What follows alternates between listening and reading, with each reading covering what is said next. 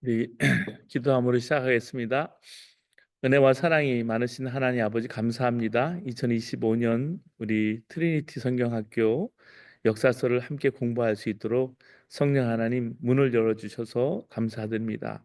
나는 길이요 진리요 생명이라고 말씀하신 주님, 생명의 문이신 주님, 우리가 주님 말씀을 역사서를 통해서 깨닫게 하시고 하나님 체험할 수 있도록 하나님 주의 성령님 인도하시고 붙들어 주시옵소서.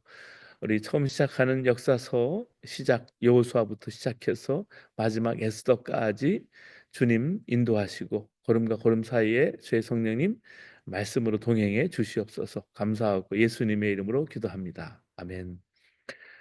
트리니티 성경학교에 오신 여러분을 주님의 이름으로 환영합니다. 우리 역사서 첫 번째 시간입니다. 이 시간은 우리 여호수아 1장부터 우리 24장까지를 다루게 될 텐데 오늘 우리 암송할 구절은 여호수아서 1장 9절의 말씀입니다. 여러분 같이 암송해 주시면 감사하겠습니다. 내가 내게 명령한 것이 아니냐? 강하고 담대하라. 두려워하지 말며 놀라지 말라. 내가 어디로 가든지 내 하나님 여호와가 너와 함께 하느니라 하시니라. 네, 여호수아서는요. 신명기 전체 역사를 여는 책입니다. 그래서 신명기 역사서라고 그렇게 부를 수도 있습니다. 여호수아에서부터 열왕기 하까지를 포함하는 아주 방대한 분량의 시리즈가 여기서 펼쳐지게 됩니다. 여러 면에서 역대기 역사서와는 다른 특징을 가지게 됩니다. 먼저 오늘 신명기 역사의 특징이 뭔지를 우리가 오늘 공부하기로 하고요. 그 다음에 신명기 역사서의 첫 번째 책인 여호수아에서 발견되는 것들, 첫 번째 모세 유형론을 공부하고요. 두 번째 이스라엘이 가나안에서 수행하는 전쟁이 사람이 일으키는 전쟁이 아니라 하나님의 전쟁이라는 시각에서 우리가 성도가 어떻게 전쟁에 참여해서 영적 승리를 거둘지에 대해서 생각해 봅니다. 또 세 번째는 지금을 살아가는 현대인에게 대단히 비윤리적인 전쟁 행위, 무차별적인 살인 행위를 어떻게 봐야 할지, 이 해렘이 어떤 역사적인 배경이 있는지, 어떤 영적 의미가 있는지에 대해서 배우게 됩니다. 그리고 마지막 네 번째, 이 정말 갈렙이라는 인물을 통해서 정말 성경의 진취적인 신앙의 모델이 무엇인지 살펴보게 될 것입니다. 첫 번째, 여호수아서는 말씀드렸듯이 신명기 역사서예요. 하나님께서 아브라함을 부르셔서 가나안 땅에 정착하게 하십니다. 근데 그곳을 하나님의 선택된 백성을 위한 보금자를 만드셨어요. 그런데 야곱과 요셉 때 이르러서 아브라함의 자손이 애굽으로 들어가게 되죠. 그 후에 그곳에서 노예의 신분으로 전락을 하게 되었습니다. 그런데 하나님의 때가 이르러서 하나님께서 모세를 선택해서 모세를 통해서 이스라엘 애굽에서 탈출시키고 그들과 시내산에서 언약을 체결하시고 광야길을 거쳐서 다시금 가나안을 향해서 가게 됩니다. 가나안으로 넘어가는 문턱에서 하나님은 모세로부터 여호수아에게로 지도력의 바톤이 이제 옮겨지는 거예요. 자, 모세는 멀리 가나안 땅을 보면서 이스라엘을 준비시키기 위해서 마지막 유언 형식의 설교를 하는데 그것을 묶은 것이 신명기서예요. 이 신명기의 이상에 따라서 실제로 이스라엘을 가나안으로 이끌고 들어간 사람이 여호수아입니다. 이런 역사적인 상황을 우리가 고려해 볼 때 여호수아에게는 모세라는 인물이 얼마나 중요한 신앙의 모델이고 모세의 신앙 철학이 담긴 신명기서가 얼마나 신앙의 중요한 지침이 되는지 충분히 짐작할 수 있습니다. 자, 여호수아서가 신명기 역사서라고 말씀드렸잖아요. 두 가지 핵심적인 정보가 여기에 담겨집니다. 하나는 여호수아가 여호수아서가 신명기의 사관을 기초로 해서 기록되었다는 거예요. 여호수아가 모세의 후계자로서 모세 오경의 총정립격인 신명기의 비전에 따라서 백성들을 가나안으로 인도했다는 것은 우리가 충분히 예상할 수 있습니다. 두 번째 정보는 뭐냐면 여호수아서는 역시 역사서라는 사실입니다.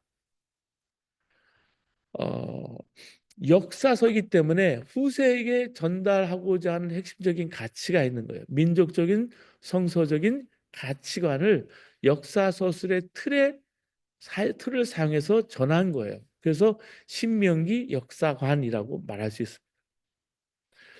여호수아서가 역사적 이야기를 통해서 우리에게 의도적으로 전달해 주는 메시지가 무엇인지에서 우리 관심을 가져야 합니다. 그래서 다음 세 가지 핵심 요소가 있습니다. 첫 번째, 신명기 사가는 세상으로부터의 분리예요. 하나님의 거룩한 백성으로 선택되고 구별되었다는 말은 실제 삶에서 세상으로부터 분리되어야 한다는 것을 말합니다. 거룩하지 못한 이방인들과 그들의 악한 습성, 특히 우상 숭배로부터 분리되고, 그렇게 하기 위해서 완전한 분리를 불가능하게 만드는 이방인과의 결혼을 금지하는 것을 의미합니다. 두 번째는 하나님께로의 분리예요. 하나님의 거룩한 백성은 세상으로부터 분리되는 것에 그치지 않고요. 거룩하신 하나님께로 능동적으로, 적극적으로 자신을 헌신해서 드리는 거예요. 이게 분리한다라는 거예요. 하나님께로의 분리. 그래서 안식일법, 정결법, 음식법 같은 율법을 지켜야 하는 것입니다. 세 번째는 이스라엘의 선택된 백성인 이 선민됨과 가나안은 하나님의 선물이라는 사실입니다. 이스라엘을 거룩한 백성으로 하나님이 선택하신 것은 이스라엘의 수가 많거나 능력이 많기 때문이 아니었습니다. 이것은 전적인 하나님의 선택이고 은혜였습니다. 하나님의 먼저 허락하신 하나님의 은혜이기 때문에 선행은총이라고도 얘기할 수 있어요. 이스라엘이 가나안에 들어가는 것도 이스라엘이 노력해서 얻은 상급이 아니라 하나님께서 일방적으로 주신 선물이라는 사실입니다. 그래서 여호수아서에는 이 신명기 역사관이 흐르고 있는데 이것이 열왕기 하까지 흐르고 있습니다. 여호수아는 처음부터 모세의 율법을 지켜서 좌로나 우로나 치우치지 않았기 때문에 가나안에 들어갈 수 있는 복을 받았습니다. 그런데요, 사사기에 나오는 백성들 보시면 율법을 잊고 우상 숭배에 빠집니다. 그러니까 외적의 침입을 받게 되고 불안하고 괴로운 삶을 살게 되죠. 그리고 이제 왕정 시대로 접어들면 신명기의 예언은 왕과 백성들이 그대로 적용이 돼요. 하나님 말씀에 순종하는 왕과 백성은 복을 받고 불순종하는 왕과 백성은 벌을 받는다는 거예요. 이게 신명기 역사관의 핵심이에요. 그렇기 때문에 열왕기 하 끝부분에 가면 여기 결론이 나옵니다. 율법의 경고를 무시하고 하나님의 거룩한 백성의 본분을 스스로 포기하면서 우상 숭배를 비롯한 이방 민족의 악한 습성을 따라간 이스라엘은 결국 바벨론의 멸망해서 포로로 잡혀가고 맙니다. 한편 신명기의 역사서와 비교되는 다른 종류의 역사서가 있다고 말씀드렸죠. 역대기와 역대기에 열견될 책들이에요. 에스라, 느헤미야, 에스더 등이죠. 그래서 역대기 역사관이라고 얘기합니다. 이 역대기 역사서는요, 기존의 신명기 역사서의 내용을 선별 요약해서 새로운 시각으로 집필을 한 후대의 역사 해석서. 그래서 우리가 두 가지 종류가 우리가 있다는 사실을 기억하면 됩니다. 신명기 역사서, 여호수아에서 열왕기하에 이르는, 또 하나는 역대기 역사서, 역대상에서 에스더에 이르는, 어, 또 역대기 역사서는 남유다의 다윗 왕가 중심의 역사 서술이 되는 거예요. 그래서 시각이 좀 다른 거죠. 그래서 밧세바 사건 등 다윗 왕가에 대한 부정적인 내용은 거의 다루고 있지 않다는 사실입니다. 그리고 여호수아서의 구조를 살펴보겠습니다. 1장부터 12장까지는 가나안의 진입과 정복을 우리가 볼 수가 있습니다. 우리 트리니티를 공부하고 있지만 우리 옛사랑교회도 주일 예배에 우리가 여호수아를 다루고 있는데 우리 여호수아를 지금 6장까지 지금 다뤘죠. 첫 번째는 신명기적인 인물 여호수아가 1장에 나옵니다. 그리고 가나안 정탐가 라합 이야기가 두 번째 2장에 나오고요. 요단강을 건너는 이야기가 3장, 길갈에서 세운 12돌과 할례, 유월절 등이 4장, 5장에 다루고요. 여리고 성이 무너진 이야기 6장입니다. 그리고 아간과 아이성이 7장에서 8장 다루고 있고요. 9장에서 10장까지 기브온의 속임수, 기타 성읍들은 11장, 그리고 12장은 정복된 지역을 요약해 주고 있습니다. 그리고 땅의 분배에 대해서 여호수아서 13장부터 22장까지 다루고 있는데, 이건 아브라함에게 주신 약속의 성취, 그러니까 우리 가나안 땅에 대한 성취죠. 13장은 요단 동편 지역을 분배하고요. 14장에 17장까지는 요단 서편 정복지를 분배하고요. 18장, 19장은 남겨진 미정복지를 분배합니다. 도피성이 20장에 나오고 21장에 레위인들의 성읍이 나오고 22장이 연합의 문제를 다루고 있습니다. 그리고 여호수아의 마지막 당부가 23장에서 24장에 나오고 있고요. 그 여호수아의 고별 설교를 담은 것이 23장이고요. 세겜 언약을 갱신하는 것이 24장입니다. 이 여호수아에 나타난 여러 가지가 있지만 모세 유형론이 참 중요합니다. 여러분, 성경의 역사에서 리더십의 핵심적인 인물을 한 사람 얘기하라면 물론 모세죠. 이스라엘 백성도 그렇게 생각해요. 그래서 이스라엘 백성에게 구약에서 가장 중요한 것이 바로 타나크, 5권의 책, 모세 오경입니다. 신약 성경에서도 구약 정통을 가장 충실히 따른다라는 마태복음도 이 모세 유형론을 따르고 있어요. 그 5개의 설교 뭉치가 모세 오경처럼 그런 구조로 들어가 있어요. 그 신약의 모세 오경을 그래서 우리가 마태복음이라고 얘기합니다. 그 밖에 성경 곳곳에 다양한 방법으로 모세 이미지가 사용이 되고 있어요. 예수님의 위상과 사역을 강조하기 위해서 모세 유형론을 사용했던 것입니다. 모세라는 인물이 이렇게 중요한 것은 모세가 안수에서 후계자로 삼은 여호수아도 자신의 영적인 스승인 모세와 많은 면에서 닮을 수밖에 없었다는 사실이죠. 그래서 여호수아에서 발견되는 모세 유형론은 다음과 같습니다. 첫 번째, 모세는 불 붙은 떨기나무, 그 떨기나무가 타는데 그 부시가 계속해서 버닝 부시한 거예요. 타오르고 번타워, 타버리지 않고 계속 타오르는 거죠. 그걸 봤을 때 거기서 모세가 자기 사명을 깨닫게 되는데, 하나님 이런 말씀하시는 거예요. 이것은 거룩한 땅이니 내 발에 신을 벗으라. 출애굽기 3장 5절의 말씀이죠. 마찬가지로 여호수아 5장 15절에 여호수아도 하나님의 천사를 봤을 때 역시 거룩한 땅이니 신을 벗으라는 지시를 받게 됩니다. 그래서 모세 유형론이 시작이 되는 거죠. 모세가 홍해를 건너잖아요. 출애굽기 14장에. 여호수아 3장에 보면 여호수아도 요단강 건넜습니다. 모세가 이스라엘 백성을 이끌고 홍해를 건널 때 유월절을 지킵니다. 여호수아도 백성들과 요단강을 건넌 후에 유월절 지킨 거예요. 여호수아 5장 10절에. 모세가 가나안에 12명의 정탐꾼을 보내지 않았습니까? 여호수아도 여리고에 2명의 정탐꾼을 보내는 이야기가 여호수아 2장에 나와요. 모세는 시내산에서 하나님의 율법을 받아서 이스라엘에게 전달하죠. 여호수아도 마찬가지로 세겜에서 이스라엘의 하나님의 언약을 갱신하게 돕게 됩니다. 여호수아 8장과 24장에 다루고 있어요. 모세가 죽기 전에 이스라엘 백성에게 고별 선교를 했죠. 그게 신명기예요. 마찬가지로 여호수아도 죽기 전에 하나님께 반드시 순종해서 복 받으라고 설교한 것이 여호수아 23장 고별 설교에 24장에 마무리되고 있습니다. 이처럼 모세는 이스라엘에게 있어서는 가장 중요한 리더십의 모델이에요. 이 모델에 얼마나 근접하느냐에 따라서 지도자들의 영적인 위치, 정치적인 어, 위치가 결정이 되었습니다. 그래서 시기적으로나 인간적으로 가장 모세에게 근접했던 인물이 여호수아였어요.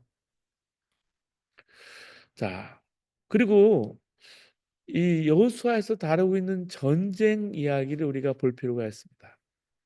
우리가 전쟁은 하나님의 전쟁이라는 사실이 여기서는 중요해요. 여호수아가 이끄는 이스라엘 백성이 드디어 요단강에 도착했습니다. 요단강을 건너야 되는 거예요.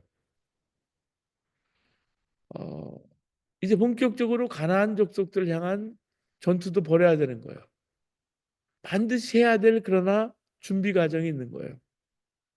여호수아는 먼저 요단강을 건넌 다음에 요단강에서 가져온 12돌을 길갈에 세웠습니다. 하나님께서 이스라엘에게 요단강에 갈라지는 기적을 보여주시면서 스스로 이스라엘과 동행하시는 전능자이심을 증명해 주셨는데, 이스라엘도 능동적으로 전능자 하나님을 기억하고 기념하는 상징물을 세울 필요가 있었습니다. 그게 바로 길갈에 세운 12돌이에요. 그래서 여러분, 이야기가 참 중요해요. 여러분, 아이들이 어릴 때 잠자면서 그 동화책을 읽어주죠. 마찬가지로 우리 밥 먹으면서 들려주는 이야기도 스토리텔링이에요. 우리가 어릴 때부터 많은 이야기를 들으면서 컸습니다. 어느 대형 서점에 이런 글귀가 적혀 있었어요. 사람은 책을 만들고 책은 사람을 만든다. 참 근사한 말입니다. 이 말을 이렇게 바꿀 수도 있어요. 사람은 이야기를 만들고 이야기는 사람을 만든다. 우리가 찬송가를 부를 때 많이 부르는 찬송가가 있죠. 어머니를 생각하면서 가정의 달도 많이 부르고, 나의 사랑하는 책 비록 헤어졌으나 어머니의 무릎 위에 앉아서 재미있게 듣던 말 그때 일을 지금도 내가 잊지 않고 기억합니다. 이 찬양만 생각하면 멜로디도 생각나고요. 어떤 연상되는 기억이 있죠. 중요한 의미가 있다고 생각해요. 오늘 나는 내가 들어온 이야기가 형성된 것이라고 말해도 과언이 아니죠. 성경의 이야기 혹은 옛날 이야기일 수도 있고 동화일 수도 있어요. 어떤 삶의 이야기를 만드는 이들과 함께 살았느냐에 따라서 우리의 가치관과 세계관이 달라지고요. 우리가 어떤 거를 우리가 향하느냐, 지향도 만들어내는 거예요. 여러분, 그렇기 때문에 우리 삶 가운데 이렇게 방향이 중요한 거예요. 이스라엘 사람들은 이야기를 만들어내는 명수였어요. 성경에 등장하는 여러분 인물들의 내력을 한번 보세요. 노아, 아브라함, 이삭, 야곱, 요셉, 모세, 사무엘, 사울, 다윗, 솔로몬, 예언자들 모두가 역동적인 다이나믹한 삶을 살았던 사람이에요. 근데 보면요, 한결같이 조금씩 흠결도 지닌 사람이라는 거예요. 이런 인간성이 우리에게 더 가깝게 친근함으로 다가오죠. 여러분, 이스라엘 사람 유대인들도 마찬가지예요. 탈무드가 참 중요하잖아요. 그 이야기, 미드라시, 미시나 이야기의 보물 창고를 담고 있는 사람들이 이스라엘 사람들이죠. 인류의 자산이 된 지혜는 이렇게 이야기를 통해서 전달되는 거예요. 이야기를 듣는 순간 사람들은 그 이야기에 자기 감정과 생각을 투입시킵니다. 이야기를 통해 자기도 보고요. 이야기를 통해 다른 사람도 보고요. 다른 세계도 이해하게 된다는 말씀이죠. 우리가 지금 공부하고 있는 여호수아도 읽어보면 참 멋진 이야기가 나옵니다. 애굽을 탈출한 이 히브리 공동체가 우여곡절 끝에 요단강에 이르고 요단강을 건너서 약속의 땅에 들어가게 됩니다. 추수 때가 돼서 요단강 물은 제방까지 넘실거리고 있었어요. 건너기 어려운 거예요. 근데 제사장들이 언약궤를 메고서, 언약궤는 하나님 말씀이고 하나님이 함께 하시는 거예요. 그 강물에 발을 들여놓자마자 위에서부터 흐르는 물이 멈췄어요. 백성들이 강을 건너는 동안 제사장들은 요단강 한복판에 딱 버티고 서 있었습니다. 마침내 백성들이 다 건너니까 여호수아는 12지파가 각각 한 사람씩 뽑아서 요단강 가운데서 돌 한 개씩을 가져와라. 한 지파에 한 사람씩. 그리고 그것을 그들이 머물던 자리에서 모아서 기념비를 세웠어요. 거기 세운 곳이 바로 길갈입니다. 여호수아는 12개를 돌을 모아서 세우고는 이렇게 말하죠. 당신들 자손에게 이렇게 알려주십시오. 이스라엘 백성들이 이 요단강을 마른 땅으로 건넜습니다. 우리가 홍해를 다 건널 때까지 주 우리 하나님이 우리 앞에서 그것을 마르게 하신 것 같이 우리가 요단강을 다 건널 때까지 주 우리의 하나님이 요단강 물을 마르게 하셨습니다. 그 돌무더기가 결국은 어떻습니까? 이스라엘 백성에게는 이 기억의 성소가 되는 거예요. 기억을 알려주는 매개물이 되는 거예요. 요단강을 건넜다는 그 놀라운 사실을 후손들에게 되새겨주는 역할을 했던 겁니다. 여러분, 유럽 여행을 왜 가요? 트리니티 성경학교를 하고 나서 지난번에 유럽에 2015년에 유럽을 간 적이 있는데요. 마틴 루터 종교개혁을 했던 도시들을 쭉 갔는데 거기 갈 때마다 보는 게 오래된 건물 보러 간 게 아니에요. 도시의 골목마다 또 교회마다 새겨진 이야기가 있는 거예요. 그래서 매력적인 거예요. 사람들이 시선을 끌만한 것이 없는 것도 이야기가 있으면 힘이 있고요. 아주 의미 있는 장소로 다가오는 거예요. 그럼 사람들은 볼거리도 중요하지만 의미 있는 장소와 만나는 것도 중요합니다. 자, 길가에 있는 돌무더기는 보잘것없어 보이지만 그 이야기 한 부분으로 살아가는 사람들에게는 아주 소중한 것입니다. 이야기가 이 거기에 서려 있다는 사실이죠. 하나님의 인도하심을 상기시켜주는 이 기념물은 힘이 겨워서 낙심될 때마다 이스라엘 사람들이 일으켜 세워주는 힘이 되었을 거예요. 그런 기억을 상기시키는 이야기가 많을수록 인생은요 풍요로워지는 거예요. 주일마다 우리 주일학교에서 아이들에게 이야기를 전달해 주는 게 참 중요하고요. 주일 대회에서도 칠드런스 타임이라고 미국 교회에서는 하지만 저희 교회에서는 어린이들과 유스그룹 그리고 청소년들에게 우리가 이야기를 전달해 주려고 하죠. 굳이 설교를 하려고 애쓰지 말고 성경 이야기를 아이들에게 잘 들려주는 거예요. 그게 영어이든 한국어든. 여러분 우리 교회가 만들어가는 신앙 이야기를 들려주는 게 그렇게 소중한 거예요. 그래서 함께 말씀 묵상하고 형제 자매를 위해서 눈물로 기도하고 성찬에 참여하고 땀 흘려 함께 봉사하고 정말 이 불의한 세상에 싸우고 연대했던 경험들이 있으면 우리는 이야기를 가진 사람이 되는 겁니다. 이렇게 공동체를 이루기 위해서 제일 먼저 필요한 것이 바로 경험을 공유하는 거예요. 자, 여호수아와 갈렙을 제외한 탈출 1세대는 다 광야에 묻혔습니다. 광야에서 태어난 세대는 마치 그들의 조상이 홍해를 건넌 것처럼 요단강을 건너야 했습니다. 그래서 요단강을 건넜다라는 그런 경험을 공유하기 위해서 길갈에 12돌을 세우죠. 이 장소를 이동한 것만 뜻하는 것이 아니라 내가 그 요단강 안에서 물에 잠겼을 때 발목을 잠겼을 때 내 옛 삶과 단절되고 새로운 삶으로 진입하는 것이 상징인 거예요. 그래서 요단강에서 세례를 받죠. 나는 죽었습니다. 우리 민족은 여기서 죽고 새로운 민족이 되었습니다. 그런 의미에서 강은 일종의 무덤인 거예요. 히브리인들은 요단강에서 함께 죽고 다시 사는 과정을 통해서 운명 공동체가 된 겁니다. 그 다음에 이스라엘은 하나님 앞에 할례를 행하죠. 여러분 가나안 전쟁은 단순한 정복이 아니라 하나님의 거룩한 백성이 하나님 명령을 따라 행하는 거룩한 전쟁이기 때문에 할례는요 하나님께 구별되었다는 것을 믿음을 그 몸에다가 표시하는 상징인 거예요. 하나님 거룩한 백성이 되었다는 공식적인 인증인 거예요. 자, 이 공동체를 이루기 위해서 이렇게 같은 경험을 공유하는 것 중요하고요. 두 번째는 신뢰예요. 사람끼리의 신뢰도 중요하지만 하나님에 대한 신뢰야말로 신앙 공동체에서는 중요한 근간이 됩니다. 자, 요단강을 건너서 가나안 땅에 들어선 이스라엘 백성들은 예기치 않는 지시를 받아요. 돌칼을 만들어서 할례를 행하라는 거예요. 이 서클을 행하라는 거죠. 광야에서 태어난 백성들이 할례를 받지 못했다는 것이 그 이유입니다. 하지만 지금 상황은 그렇지 않잖아요.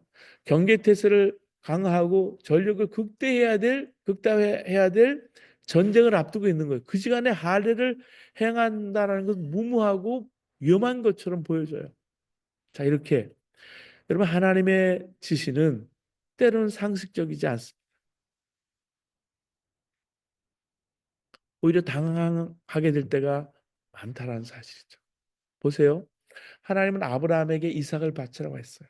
하나님은 모세에게 바로 앞에 나가서 내 백성을 보내라 명령을 전하라 그랬어요. 하나님은 기드온에게 미디안의 대군과 맞서기 위해서 모집한 군사들이 너무 많이 왔으니까 돌려보내라고 지시했어요. 기드온에게 남은 군사가 겨우 300명이었어요. 주님은 제자들에게 목자 잃은 양 같은 처지의 무리들에게 너희가 먹을 것을 주라 그랬어요. 모두 인간적으로 보면 계산이 안 나오는 명령이에요. 자, 이때 할례를 행하라는 지시를 받은 백성들의 심정이 어땠을까요? 당혹감, 수군거림, 망설임, 이런 거는 전혀 기록되지 않습니다. 짧게 경과만 간략하게 보고하고 있는 게 여호수아 5장 8절인데요. 백성이 모두 할례를 받고 나서 다 낫기까지 진 안에 머물러 있었다는 얘기예요. 자, 이 대책 없는 순종을 어떻게 이해해야 할까요? 그것은 고통을 통해서 터득한 삶의 지혜였습니다. 광야를 지나오는 동안에 그들은 하나님을 신뢰하는 것이 힘이라는 사실을 철저하게 경험했습니다. 지금 당장은 이해할 수 없다고 해도요. 하나님 우리보다 우리를 더 잘 아시고 우리보다 우리를 더 사랑하신다는 사실. 이것을 믿는다면 우리의 삶은 든든해집니다. 그리고 그 이스라엘 백성들이 할례를 받은 다음에 할례를 명하신 그 하나님이 그 까닭을 밝히세요. 여호수아서 5장 9절이에요. 너희가 이집트에서 받은 수치를 오늘 내가 버렸다라고 말씀해 주고 있습니다. 그러면 할례는 이스라엘 백성의 기억 속에 각인된 애굽을 몰아내는 의식이었던 셈입니다.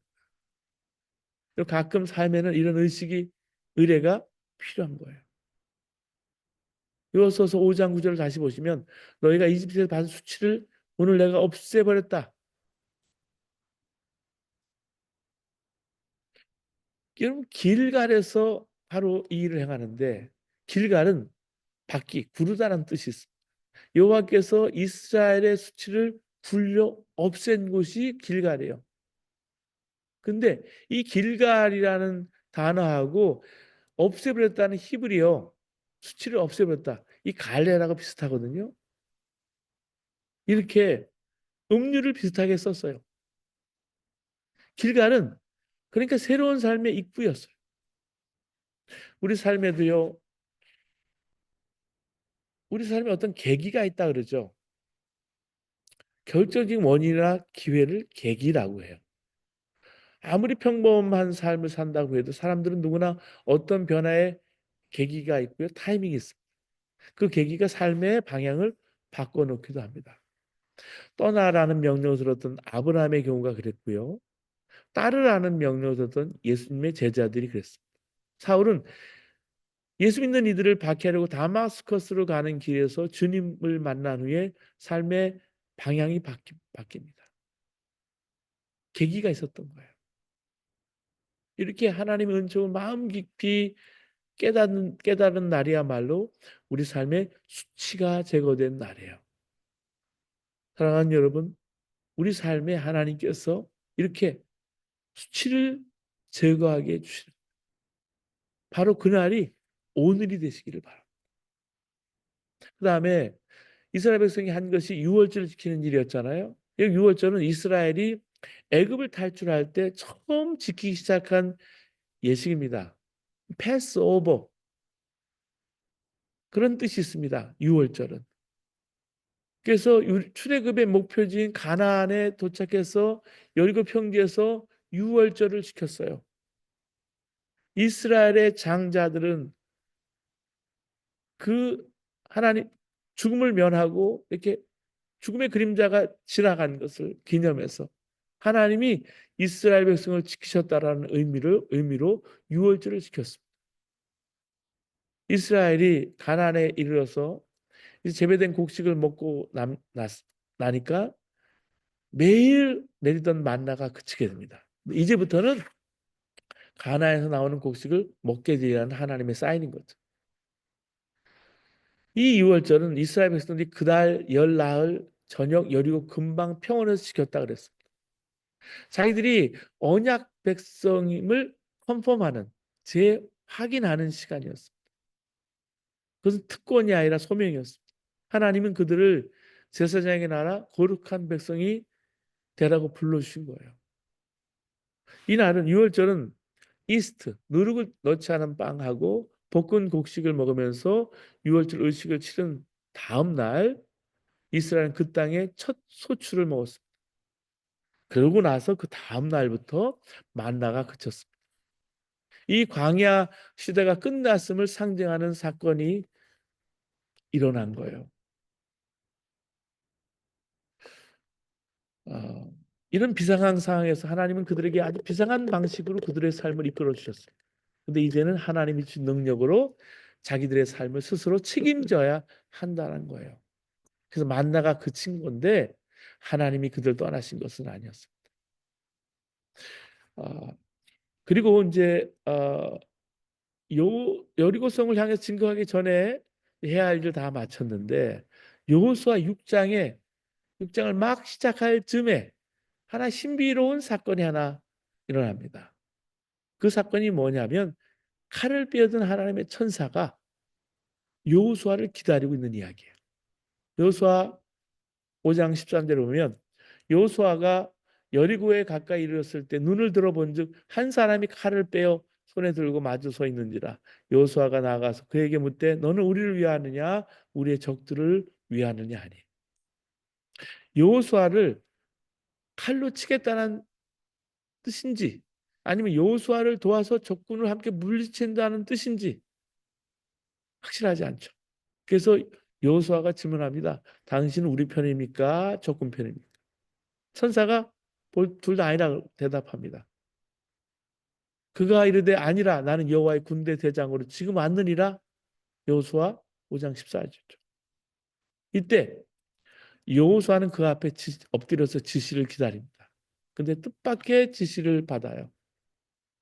5장 15절에 여호수아 여호와의 군대 대장이 여호수아에게 이르되 내 발에서 신을 벗으라 내가 선 곳은 거룩하니라 하니 여호수아가 그대로 행하니라.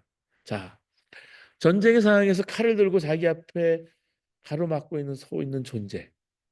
자신에게 이 존재가 큰 해가 될 수도 있고 큰 도움이 될 수도 있는 이 불확실한 상황에서 여호수아는 전형적인 인간적인 관심을 여기서 표현합니다. 그가 자기 편인가 아닌가에 관심이 있는 거예요. 내 편이냐 저 편이냐. 근데 천사는 그런 것에 전혀 관심이 없는 거예요.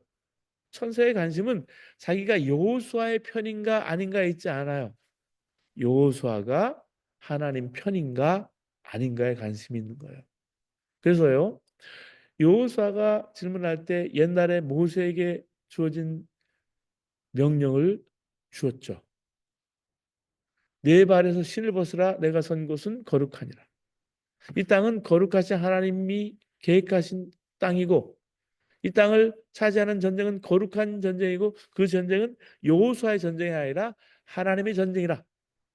깨끗하게 정리하라는 거예요. 그 생각을. 우리가 위급한 상황이 되면 전쟁 같은 상황이 되면 묻습니다. 하나님 내 편입니까? 아닙니까? 근데 하나님이 되물으신다는 거죠. 그게 중요한 것이 아니다. 네가 내 편이 되는 게 중요하다. 너는 정말 내 편이냐 아니냐? 하나님 이 전쟁은 내 전쟁입니다. 반드시 이겨야 합니다. 무조건 날 도와주세요. 하나님이 이렇게 말합니다. 그게 어떻게 네 전쟁이니? 내가 왜 너를 도와줘야 돼? 이건 네 전쟁이 아니라 내 전쟁이야. 나보고 너를 도우라고 하지 말고 도리어 네가 나를 도울 생각을 해야지. 여러분 가나안 전쟁은 하나님께서 오래전부터 계획하신 것입니다. 그게 성전이에요. 거룩한 전쟁이에요. 여호수아가 주도한 전쟁이 아니라 하나님이 주도하신 하늘 전쟁이라는 말씀이에요.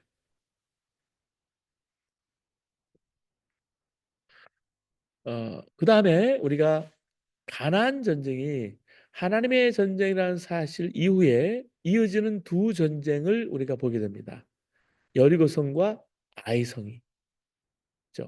여기서 벌어지는 전쟁이 누구 전쟁인가 하는 거예요. 여호수아가 6장에 보면 여리고성이 무너졌죠. 근데 누가 여리고성을 무너뜨렸는가 하는 거예요. 누가 여리고성 점령의 주인공인가? 하나님이 주인공인가? 아니면 여호수아인가? 백성인가? 여호수아와 이스라엘 백성이 뭘 한 것일까요? 그들은 조연일 뿐이었습니다. 하나님께서 이 전쟁을 계획하시고 모든 과정을 주도하셨고 여호수아와 백성은 하나님을 찬양하고 성을 돌았을 뿐이에요. 날마다 한 바퀴씩. 마지막에 일곱 바퀴를, 열세 바퀴를 도는 거죠. 하나님께서 승리에 동참할 수 있는 길을 주셨을 때 참여한 거예요. 끝까지 그것은 하나님의 전쟁이었다는 사실이죠. 자, 7장에 보면 백성들이 전쟁이 하나님의 전쟁의 사실을 깨닫지 못하고 치명적인 잘못을 범하게 됩니다. 여리고성을 점령한 후에 자만한 거예요, 이스라엘 백성이. 그 엄청난 여리고성을 그렇게 쉽게 무너뜨렸는데 이 작은 아이성쯤이야. 전쟁이 하나님의 전쟁의 사실을 정말 깨달았다고 한다면 이런 상황에서 최선을 다해서 전쟁을 준비하고 어디든 어디에서든 무슨 상황이든 쓰임 받는 것에 감사하고 기도함으로 전쟁에 임했을 텐데 그들은 2, 3천 명이면 충분히 아이성은 점령할 수 있다. 자만했던 거예요. 자만했기 때문에 아간 같은 사람이 생긴 거예요. 이 신앙의 태도, 상태가 문제라는 사실이죠. 어떤 분은 아간 같은 사람은 어떤 상황에서도 생겨날 수 있기 때문에 개인의 잘못을 공동체의 잘못으로 동일시하는 것은 옳지 않다 이렇게 보는 사람도 있어요. 근데 본문을 보면 상황을 봐야 됩니다. 왜 여리고성을 공격할 때는 아간 같은 사람이 없었을까? 왜 그 후에도 그런 예가 없었을까? 정말 무너뜨리기 어려운 여리고성을 공격할 때 아간같이 나태한 군인이 생겨날 수 없다. 이길 확률보다 질 확률이 크다고 생각되는 상황에서는 누구나 정신 바짝 차리고 하나님을 의지할 수밖에 없다. 근데 아이성의 경우는 아니었다는 사실이죠. 아이성은 여리고성에 비하면 너무 작은 거예요. 하나님이 안 도와주셔도 우리끼리 해도 될 것 같은 거예요. 엄청난 여리고성도 점령했는데 이쯤이야. 그러니까 그런 상황에서 아간 같은 사람이 생겼다라는 거죠. 여러분 우리가 여기서 알 수 있는 것은 이 개인의 문제가 아니라 공동체의 문제고 공동체를 이루기 위해서는 자기를 비워야 한다는 사실이에요. 할례의 상처가 다 아문 후에 이스라엘 백성이 난공불락의 요새 여리고성을 점령했어요. 그들이 한 일이라는 것은 한 일이라고는 하나님의 명령에 순종한 것밖에 없어요. 그럼에도 불구하고 그들은 마치 자기들이 승리한 것처럼 취했어요. 양껏 들떴어요. 내친 김에 아이성까지 점령해야지 염탐꾼을 보냅니다. 돌아온 그들은 아이성은 한 3천 명쯤이면 족하다 보고해요. 여호수아는 주님께 여쭤보는 절차도 생략한 채 전쟁을 시작합니다. 결과가 어떻게 됐습니까? 참패였죠. 이 자만심이 부른 화였습니다. 착각한 거죠. 너무 빨리 하나님을 잊어버린 거예요. 근데 여호수아서의 이 저자는 아이성 패배의 원인을 다른 데서 찾고 있습니다. 여기서 등장하는 인물이 아간인데요. 여리고성을 함락시킨 후에 전리품 중에 일부를 숨겨요. 은 200세겔, 금 50세겔, 신할산 외투 한 벌이에요. 여러분 토라는요. 첫 이삭이나 첫 열매, 마다들은 하나님께 속한 것이기 때문에 주님께 바쳐야 된다 이렇게 규정했어요. 어떤 의미에서 여리고성 보세요. 이스라엘 백성에게는 새 역사가 시작되는 새 열매였습니다. 첫 열매였어요. 하나님께 바쳐야 되는 제물이에요. 하나님께 바친다는 건 다 죽이거나 불태워서 번제로 드리는 거예요. 오늘의 관점에서 보면 이렇게 다 없애버리는 건 잔인해 보이죠. 우리는 아간이 하나님의 것에 손을 대서 결과적으로 재물 전체가 부정하게 되었다는 사실을 주목해 봐야. 이 아이성 공격의 실패는 전쟁의 성격에 대한 근본적인 오해에서 시작이 된 거예요. 만일 이스라엘 백성이 전쟁은 자신들의 전쟁이 아니라 하나님의 전쟁이고 자기들은 하나님의 전쟁에 참여하는 영광을 얻었을 뿐이라는 걸 깨달았다고 한다면 여리고성 같이 엄청난 대상 앞에 기죽지도 않고요. 아이성 같은 작은 대상 앞에서 자만하지 않았을 거예요. 사랑하는 여러분, 주연이신 하나님을 밀어내고 내가 주연 역할을 하려고 하고요. 조연으로 참여한 전쟁에서 내가 주인공처럼 행동하면 반드시 실패한다는 사실. 그리고 가나안 땅을 약속의 땅, 약속의 땅 하잖아요. 그 이유가 뭘까요? 여러분 가나안 땅, 지금 팔레스타인. 이 팔레스타인은 새 대륙을 잇는 교통의 요충지였습니다. 바다도 마찬가지예요. 그 덕분에 지난 4천년간 세상 어느 곳보다 가장 많은 전쟁이 일어나는 것이 바로 이곳이에요. 근데 하나님께서 왜 다른 평안한 땅을 이스라엘에게 주시지 않고 이 위험한 땅을 이스라엘에게 주셨을까? 이것은 전쟁이 끊이지 않는 곳이기 때문입니다. 모든 전쟁은 하나님의 전쟁이라는 것을 우리가 인정하고 그 원리대로 살지 않으면 절대 삶을 지속할 수 없는 곳이에요.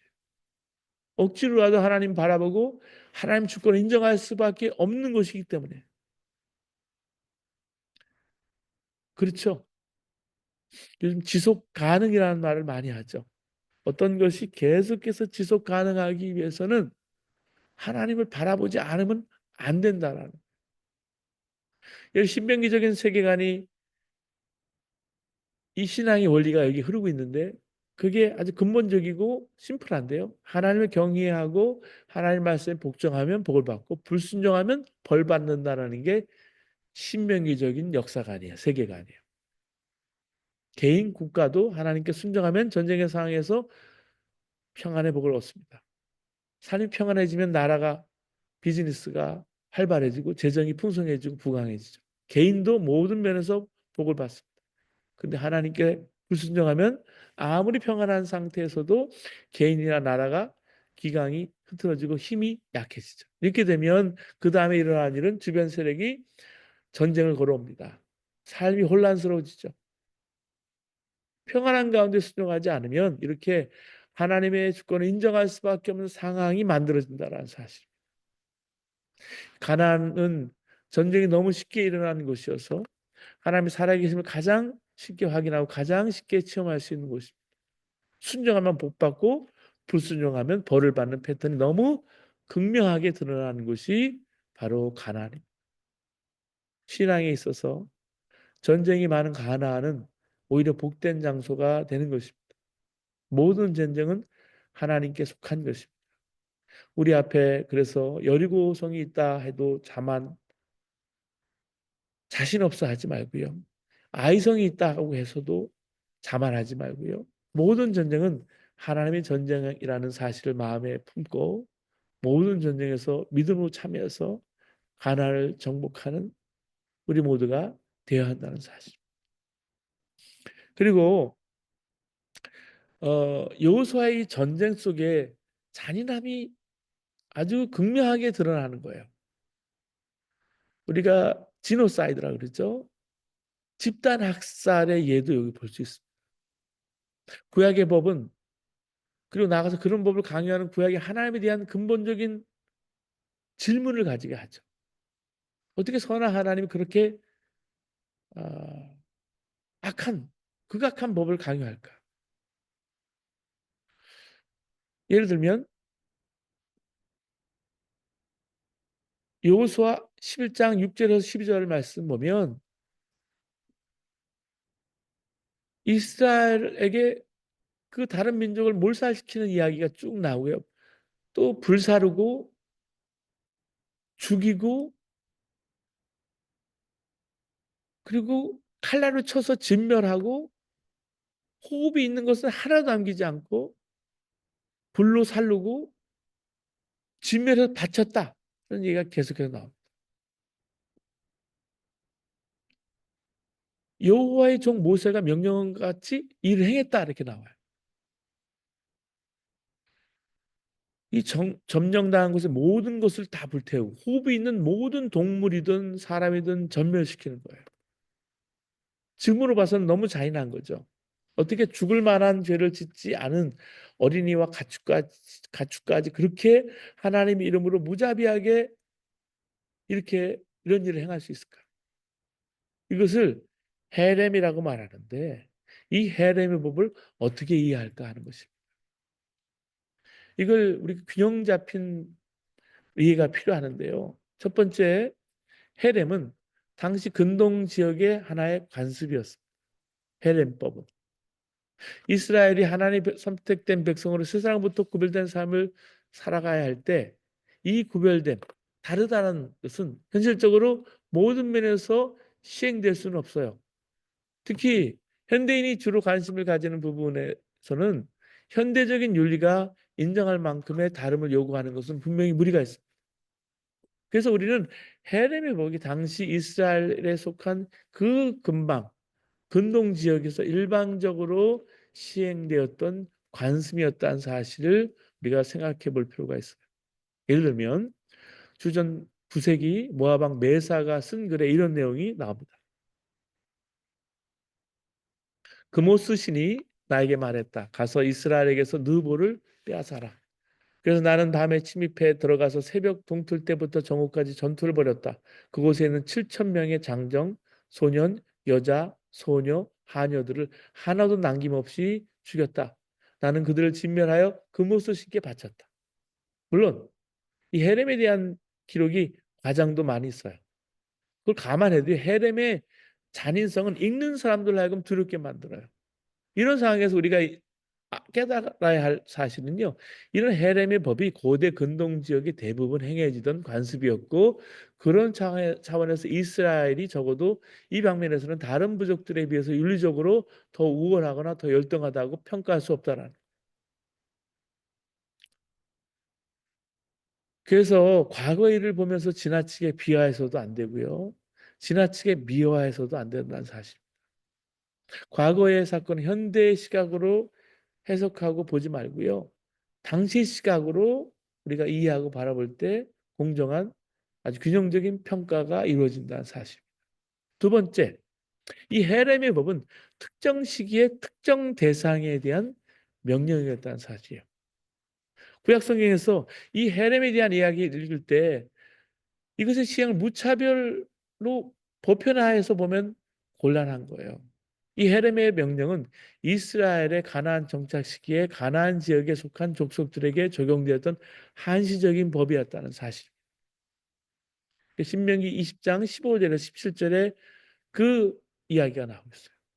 자, 노예 출신인 히브리인들이 문명 세계인 가나안에 들어가서 하나님의 백성이라는 자기 정체성을 지키는 것은 대단히 힘든 일이지만 민족적 생존이 달린 대단히 중요한 문제이기도 했습니다.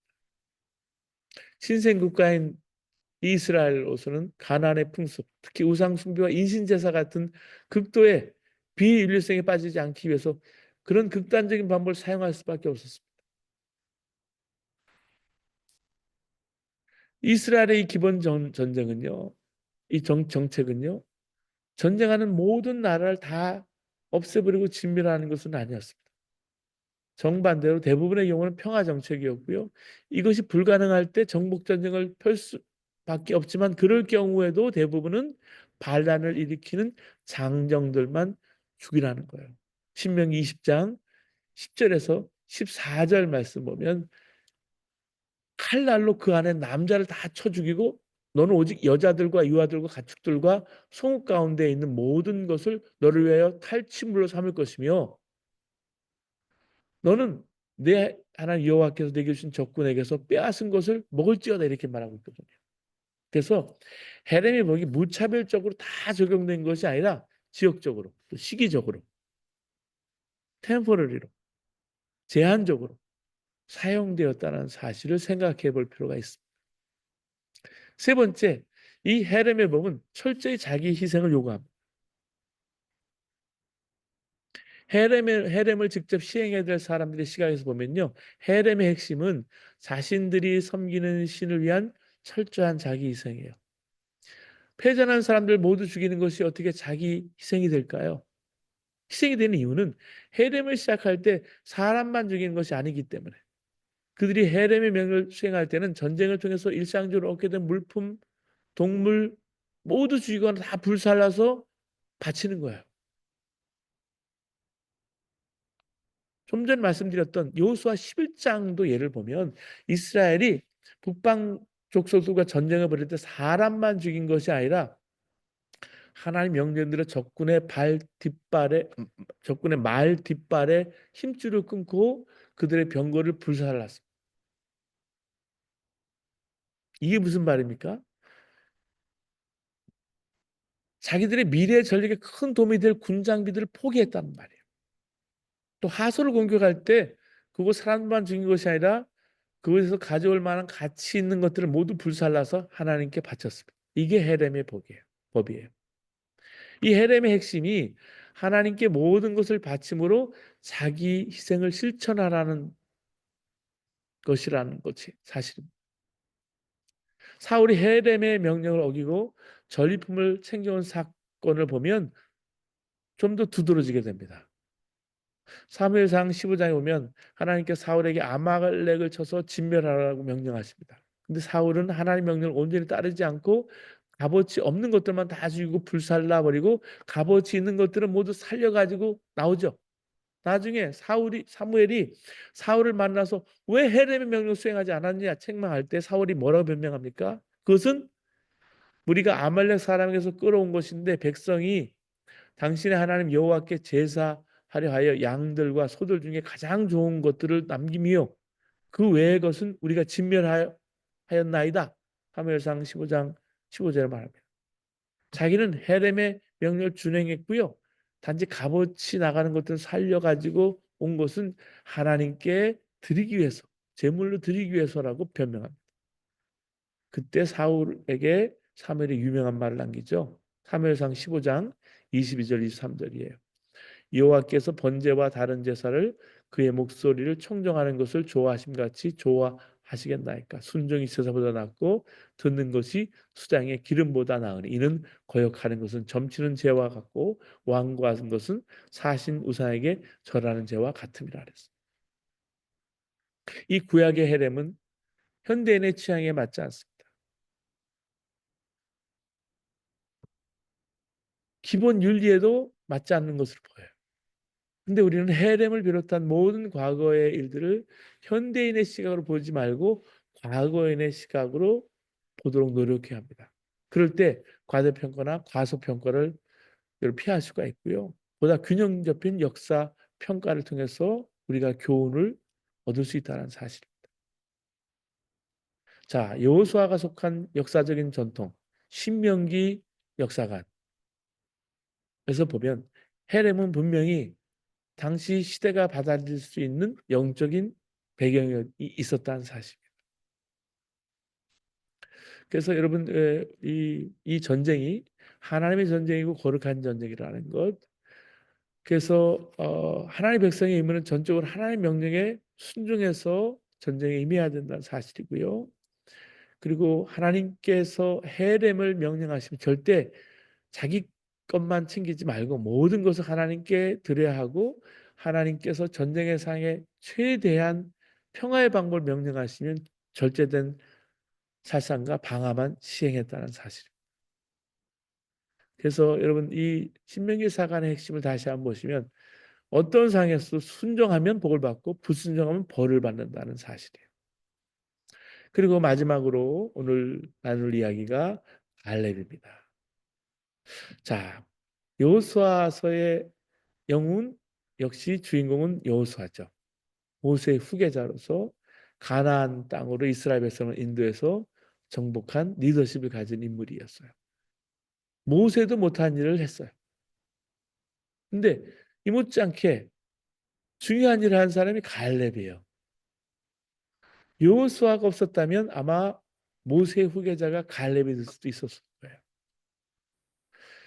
이 출애굽의 영웅 중 한 사람인 갈렙의 삶과 믿음을 통해서 우리도 그 삶의 지혜를 배워야 합니다.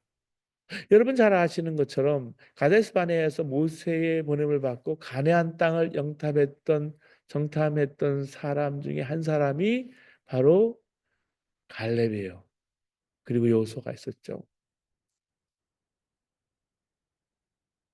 다른 10사람들이 그 토착민이 있는 그 큰 강성한 사람들이 있는 곳 가나안에 들어가는 건 불가능하다. 그렇게 말했어요. 근데 그때 다른 사람이 바로 갈렙과 여호수아였어요. 여러분 갈렙이라는 이름의 뜻이 개라는 뜻이 있어요. 이스라엘 영웅 가운데 한 사람이 이름이 개라는 게 좀 뜻밖이잖아요. 여기에 두 가지 의미가 담겨 있어요. 자기를 낮출 줄 아는 사람이라는 뜻이 여기 있어요. 두 번째는 신실한 종이라는 뜻에서 개라는 뜻으로 쓰여진 거예요. 여러분 인간적으로 보면 갈렙이 좀 안 됐다는 생각이 들지 않습니까? 여러분 우리가 2인자가 된다는 건 좀 슬퍼 보여요. 여호수아에게 가려 있는 거예요. 빛을 보지 못하는 거예요. 근데 티를 안 내요, 갈렙은.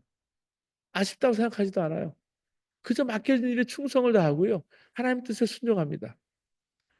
선택의 여지가 없기 때문에 억지로 순종한 것이 아니라 하나님의 계획을 최상의 것으로 자기에게 있다고 받아들이고요. 모든 자기 위치에서 하나님 맡긴 사명을 수행할 줄 아는 사람이었어요. 그런 면에서 여호수아보다는 갈렙이 더 믿음 좋은 사람이라고 생각합니다. 또 하나 갈렙의 위대함이 드러나는 분야가 있는데 변하지 않는 진취성이에요. 여호수아의 지도하에 갈렙이 가나안에 들어가서 어느 정도 땅을 평정하죠. 남은 일이 있는데 현재 정복된 땅과 앞으로 정복해야 될 땅을 지파별로 분배하는 일입니다. 근데 이때 갈렙이 요구한 것이 충격적이에요. 갈렙은 이미 정복한 땅, 그래서 앞으로 쌓을 필요가 없는 땅을 요구하지 않아요. 오히려 헤브론 산지를 요구해요. 신명기 1장 30절에 보면 오직 여분네 아들 갈렙은 온전히 여호와께 순종하였은지 그는 그것을 볼 것이요 가나안 땅을 볼 것이요 그가 밟은 땅을 내가 그와 그의 자손에게 주리라. 하나님 약속했죠. 근데 갈렙은 그 땅을 지금 달라고 여호수아에게 요구한 거예요. 그래서 여기 이 산지를 내게 주소서. 여호수아 14장 8절에 10절 말씀이죠. 갈렙은 이제 여호수아에게 헤브론이 속해 있는 산간 지방을 달라고 요청합니다. 근데 거기는 여전히 아낙 자손이 많이 살고 있고요. 서급은 크고 견고하지만 주님께서 함께 하시기만 하면 그들을 내쫓을 수 있다라고 말합니다. 여호수아가 어떻게 합니까? 갈렙에게 그 땅을 줍니다. 그래서 갈렙을 통해 그 땅에는 마침내 평화가 깃들게 되었어요. 여러분 이 짧은 이야기를 통해서 갈렙의 삶을 볼 수가 있어요. 갈렙의 삶을 관통하는 몇 가지 핵심적인 원리를 발견하게 됩니다. 첫째는 갈렙은 하나님을 하나님을 충성스럽게 쫓는 사람이라는 거예요. 하나님의 갈렙, 충성스러운 개처럼 오직 하나님만 바라보고 산 사람이에요. 믿음이 뭡니까? 두 마음을 품지 않는 거예요. 그럴 때 믿음이 결단이고 몸인 거예요. 하나님과 세상을 겸하여 섬길 수 없어요. 갈렙이 자기 나이가 85세에 이르렀지만 여전히 건강하고 힘이 넘친다고 말합니다. 건강의 비결은 믿음이고 신뢰입니다. 체질의 약함이 어쩔 수 없다고 해도 우리 마음이 하나님 향해 바로 서면 우리는 건강하게 살게 될 것입니다. 지금까지 무엇을 혹은 누구를 충성의 대상으로 삼고 살았든지 이제는 진리와 생명이신 하나님께 충성을 다하시기 바랍니다. 그게 웰빙이고 웰다잉이에요. 잘 사는 비결이죠. 둘째 갈렙은 하나님의 약속이 반드시 실현된다는 확신을 가지고 있었어요. 너의 발로 밟는 땅 영원히 너와 내 자손의 유산이 되게 될 것이다. 여러분 사람의 꿈은 허황될 수 있죠. 근데 하나님의 약속은 허황되지 않아요. 하나님의 약속은 반드시 이루어집니다. 비록 더디 이루어질 수는 있지만 취소될 수는 없습니다. 여러분 더디고 빠른 것도 우리 생각뿐이잖아요. 하나님은 시간이나 공간을 초월하신 분이에요. 바로 우리 시간을 우리가 조급할 뿐이죠. 가장 좋은 때를 아시는 분은 하나님이에요. 우리 인생에도 타이밍이 중요하지만 하나님의 때는 가장 좋은 때예요. 하나님은 당신을 사랑하고 그 법도를 따라 살아가는 사람들에게 천대 이르기까지 그의 언약을 지키시고 한결같은 사랑을 베푸시는 분이십니다. 우리는 자녀들에게 좋은 것을 물려주고 싶어 하죠. 기업과 집과 땅을 물려줄 수는 있죠. 근데 가장 중요한 유산이 뭘까요? 어머니, 아버지, 그 부모님들의 신실한 삶이지 않습니까? 하나님은 당신의 뜻대로 살기 위해 자기를 인증 사람의 삶을 책임져 주세요. 그뿐만이 아니라 그 자녀들까지도 복을 내려주십니다. 여러분 여호수아의 갈렙에게 복 주셨던 것처럼 하나님의 때에 여러분의 자녀들이 비록 느리고 더딜진 모르지만 하나님이 그 천대까지 그 약속을 이루실 것을 믿기 때문에 어떤 어려움이 닥쳐도 낙심하지 마시기 바랍니다. 아니 낙심할 수가 없습니다. 약속을 믿는 이들에게 닥쳐오는 어려움은 걸림돌이 아니라 새로운 삶으로 나아갈 수 있는 도약판, 디딤돌이 될 수 있다는 말씀이에요. 실제로 갈렙의 정신을 보면 도전 정신이에요. 그는 건장한 아낙 자손들이 살고 있는 땅을 눈앞에 두고 두려워하지 않았습니다. 이 산지를 내게 주옵소서. 이 산간 지방을 나에게 주십시오. 갈렙은 하나님이 함께 하시기만 하면 그들을 쫓아낼 수 있다고 확신합니다. 신앙인은요, 도전하는 사람이에요. 번짓된 세상에 도전하고요. 그릇된 질서의 균열을 내는 사람이에요. 잘못된 것에 대해서 아니요라고 말하고요. 하나님의 뜻에 대해서는 예라고 말할 수 있는 용기가 여러분 있어야 한다는 말씀이에요. 그 여호수아 14장 11절을 보면 갈렙이 만용을 부리듯 이런 말을 하거든요. 모세가 나를 보내던 날과 같이 오늘도 내가 여전히 강건하니 내 힘이 그때나 지금이나 같아서 싸움에나 출입에나 감당할 수 있으니. 이 말이요. 육체적으로도 변함이 없다는 말일까요? 어떻게 이런 말이 가능했을까요? 여러분 갈렙이 85세에 헤브론 산지를 정복할 수 있었던 이유는 실제로 그의 신체적인 능력이 40세와 똑같기 때문이 아니라 하나님이 갈렙과 함께 하셨기 때문이라는 말씀이에요. 하나님께서 함께 하지 않으면 40세에도 아무것도 정복하지 못할 수 있어요. 근데 하나님이 함께 하시면 85세에도 모든 것을 정복할 수가 있다는 말씀이에요. 하나님께서 함께 하시면 무조건 성공이에요. 근데 하나님이 함께 하지 않으면 무조건 실패라는 말씀. 아무리 큰 문제가 큰 산이 가로막혀 있어도 계속 불평하지 않는 거예요. 하나님이 함께 하시면. 문제가 하나님보다 크지 않으세요. 그런 문제 될 것이 전혀 없습니다. 내 앞에 산이 가로막혀 있다 할지라도. 내가 어떤 비즈니스나 일을 시작할 때 경기가 나쁠 때 이런 일을 해야 될까? 하나님은 일을 하려고 하는데 왜 병이 났을까? 뭐 아이들은 속을 썩일까? 불평과 좌절의 이유가 될 수 있죠. 그런 시각으로는 아무 일도 하지 못한다는 사실이에요. 하나님이 함께 하시면 모든 것이 가능하다라는 믿음의 시각이 있는 사람에게는 노년에도 이렇게 여러분 진취적으로 도전적으로 일을 할 수가 있습니다. 오늘도 갈렙처럼 이 산지를 이 산간 지방을 내게 주옵소서. 여러분 한 걸음 한 걸음 이 봄에 주님과 함께 나아가시는 신앙의 위대한 이인자들이 다 되시기를 바랍니다. 기도하시겠습니다. 우리 앞에 있는 강고한 성읍 그리고 안악자손 앞에 지레 주눅들지 마십시오. 하나님이 함께 하시니 우리는 할 수 있습니다.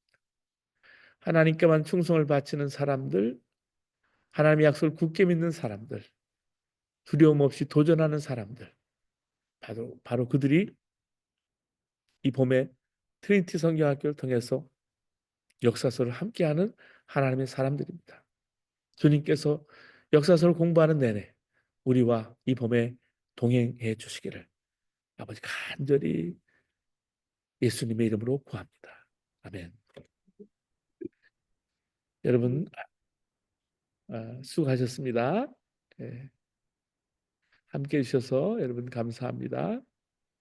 수고 많으셨어요. 네. 네, 수고하셨습니다. 고맙습니다. 소영자매 우리 들어오셔서 여러분 수고하셨습니다. 네, 감사합니다. 네, 승리하시기를 바라요. 건강 늘 조심하시기 바랍니다. 네. 고맙습니다. 네, 아 수고하셨습니다. 고맙습니다. 네. 사모님도 고생하셨어요.